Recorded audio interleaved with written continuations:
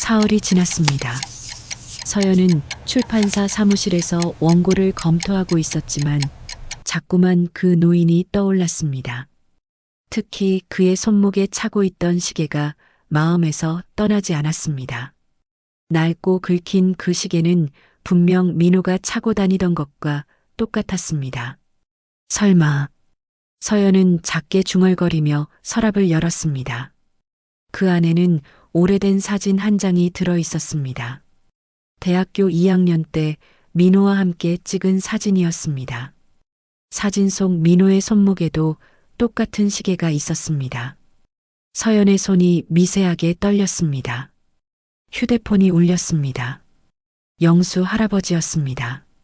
서연 씨, 혹시 시간 되시면 차 한잔 하시겠어요? 제가 얻어먹기만 해서 죄송스러워서요. 네, 좋아요. 어디서 만날까요?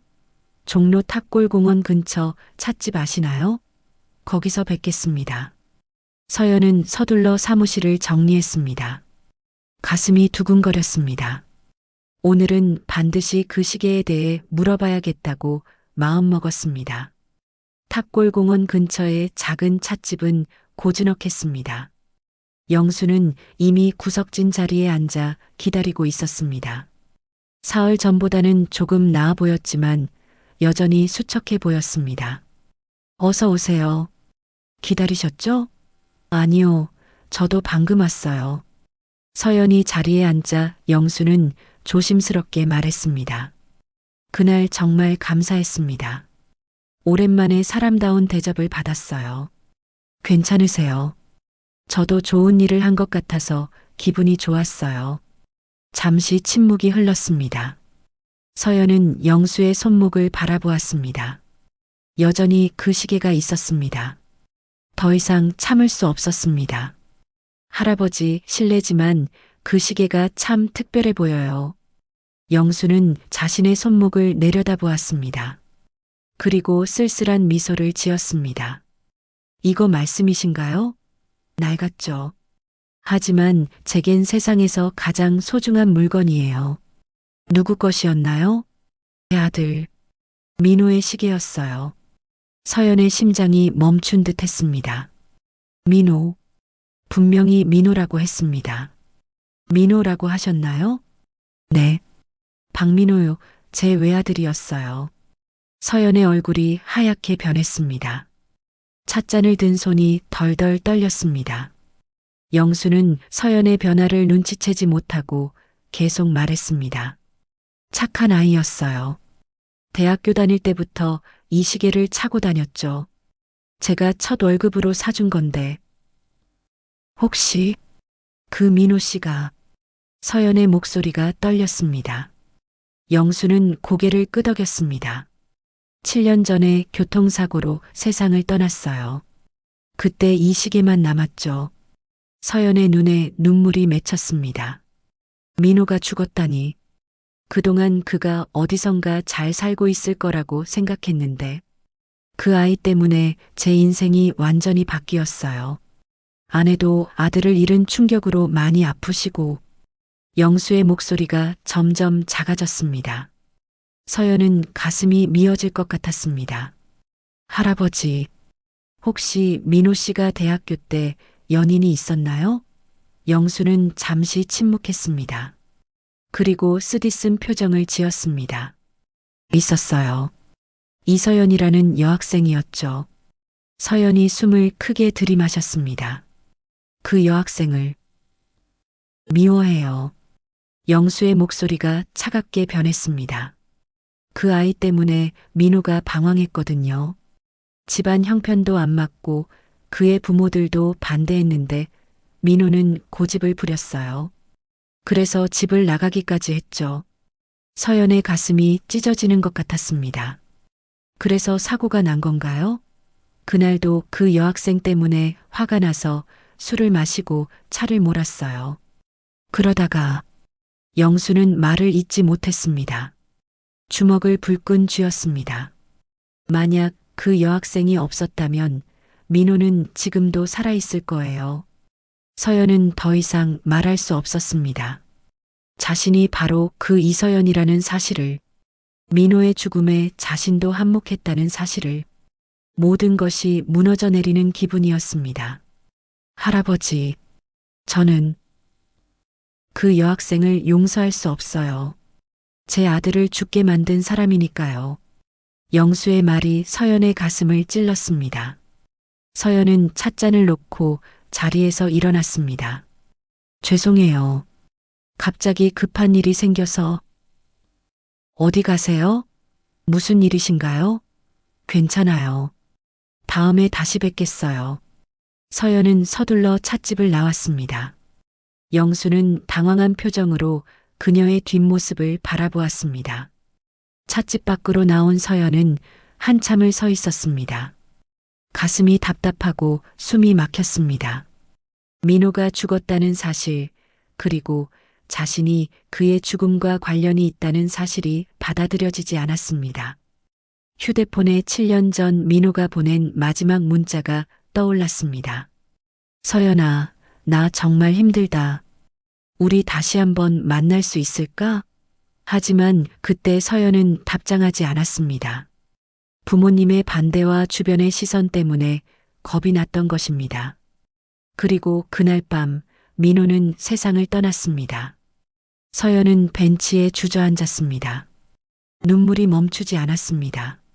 만약 그날 답장을 했다면, 만약 조금 더 용기를 냈다면 민호는 지금도 살아 있었을까요? 그리고 지금 영수 할아버지는 자신을 원망하고 있었습니다. 자신이 민호를 죽게 만든 장본인이라고 생각하고 있었습니다.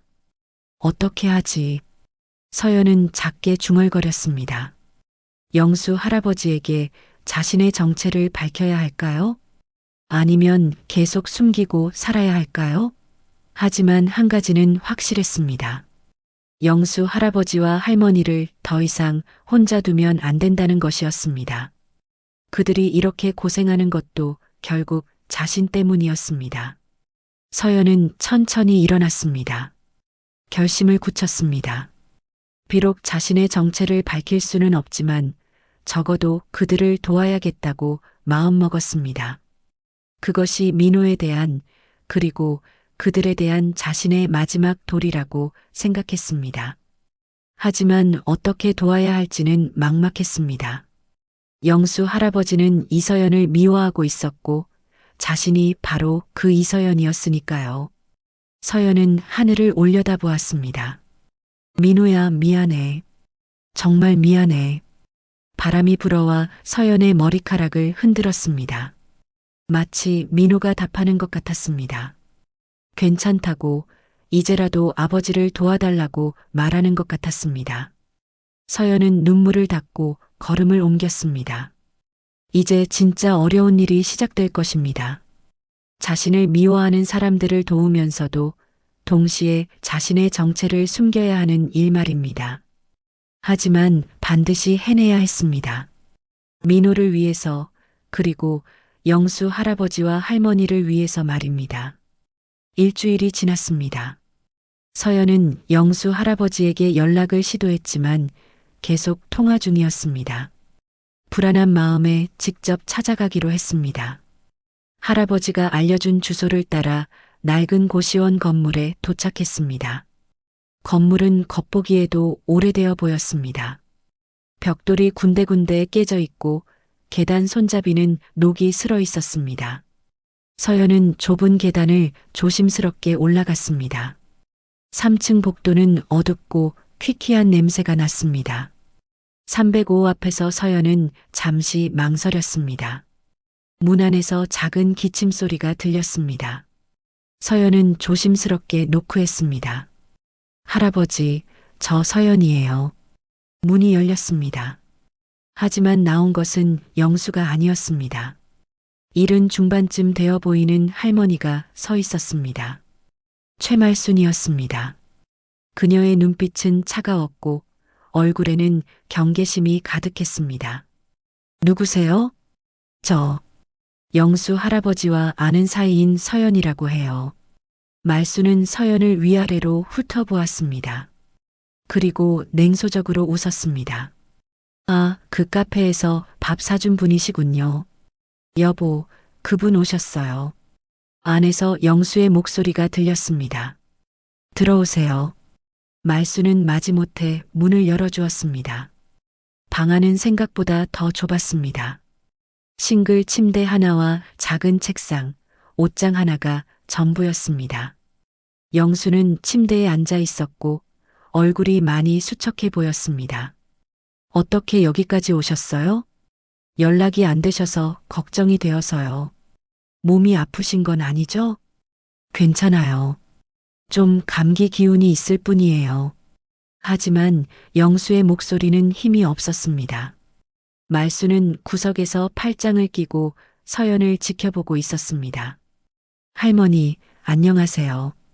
서연이 정중하게 인사했지만 말수는 대답하지 않았습니다. 어색한 침묵이 흘렀습니다.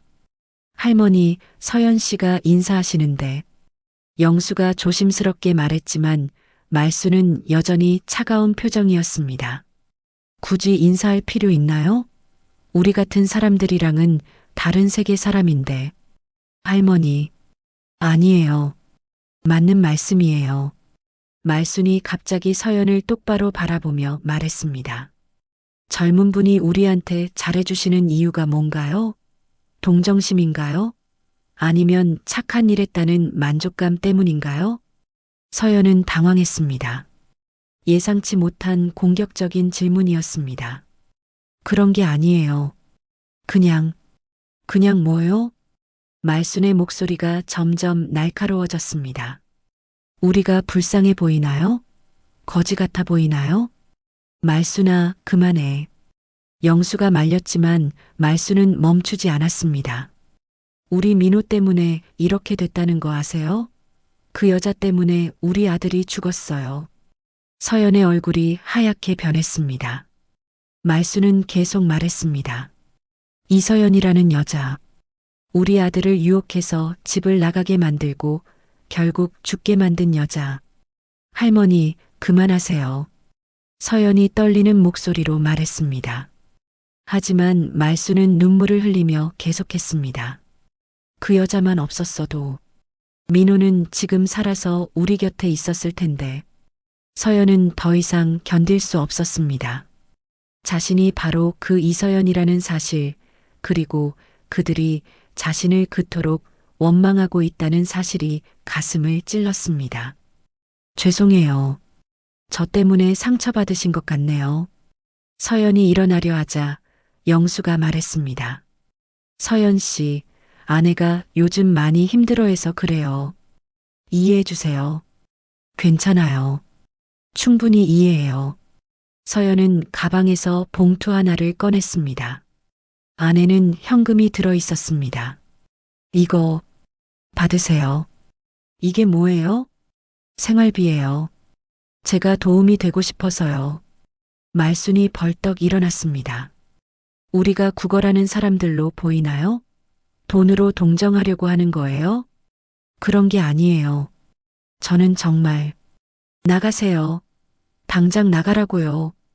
말순이 소리쳤습니다. 서연은 놀라서 뒤로 물러났습니다. 말순아, 진정해. 영수가 아내를 말렸지만 말순은 흥분을 가라앉히지 못했습니다. 우리가 그렇게 한심해 보여요? 젊은 아가씨 동정받으면서 살아야 할 만큼? 서연의 눈에 눈물이 맺혔습니다. 하지만 말순의 마음도 이해했습니다.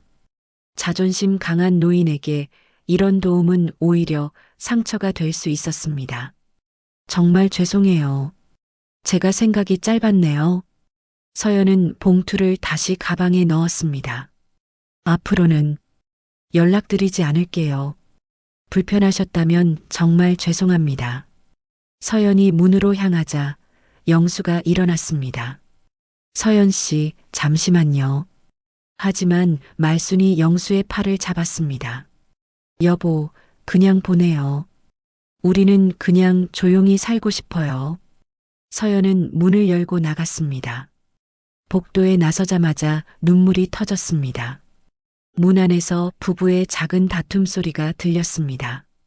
왜 그렇게 매정하게 굴어? 매정한 게 아니라 자존심이 있는 거야. 우리가 아무나한테 신세질 수는 없잖아. 그래도 좋은 사람인데, 좋은 사람이라고 다 받아들일 순 없어. 특히 민호 일로 마음이 이런데. 서연은 더 이상 듣고 싶지 않아서 계단을 내려갔습니다. 1층에 도착해서도 한참을 서 있었습니다. 어떻게 해야 할지 막막했습니다. 그들을 도우고 싶었지만 방법이 없었습니다. 돈을 주려고 하면 자존심을 상하게 하고 그냥 두자니 그들이 너무 힘들어 보였습니다. 게다가 자신이 바로 그들이 미워하는 이서연이라는 사실은 더욱 상황을 복잡하게 만들었습니다. 서연은 건물 앞 벤치에 앉았습니다. 하늘이 흐려지더니 비가 내리기 시작했습니다. 서연은 우산도 없이 그냥 앉아 있었습니다. 민호야, 어떻게 하면 좋을까? 서연은 하늘을 보며 중얼거렸습니다. 답은 없었습니다. 다만 차가운 빗방울만 서연의 뺨을 적셨습니다. 그때 서연의 가방에서 휴대폰이 울렸습니다. 모르는 번호였습니다. 여보세요? 서연 씨, 저 영수예요. 영수의 목소리였습니다. 평소보다 더 조심스러웠습니다. 아, 할아버지. 아내가 너무 심하게 굴었죠? 죄송해요. 괜찮아요. 할머니 마음도 이해해요. 잠시 침묵이 흘렀습니다. 그리고 영수가 작게 말했습니다.